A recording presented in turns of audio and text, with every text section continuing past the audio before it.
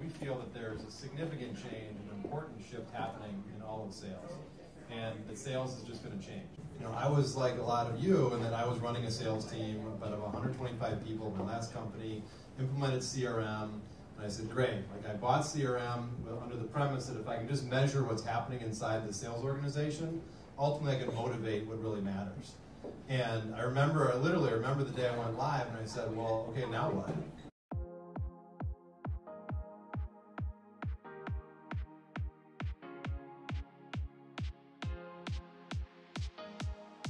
Like, what about that second part?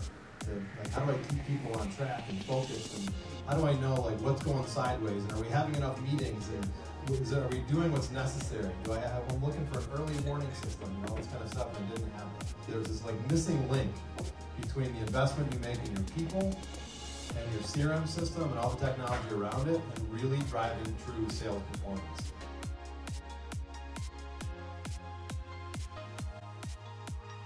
I think many people know this feeling. You look around your sales floor and say, I got a lot of people, they look really busy, but like, what are they doing?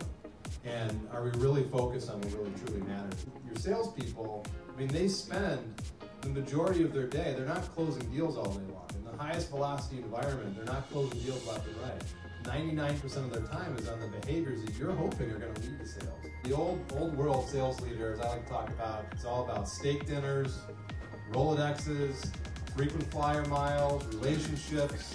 You know, there's no such thing as coaching. Like, what's that? That's for the sports field. It's not about the people. It's like, are they hitting their quota or not? If they're not, then they're out. What does it mean to be a modern sales leader? CRM just becomes part of how you run your business. And salespeople are embracing it because they want technology. The inputs drive the outputs. It doesn't turn this into a pure science, but it's really believing that idea and understanding that I'm now enabled with technology. I can help develop my people to understand what are the things that we need to be doing that are ultimately going to lead us to the results that we want. So it's one thing to say my goal is to have 100 meetings this month.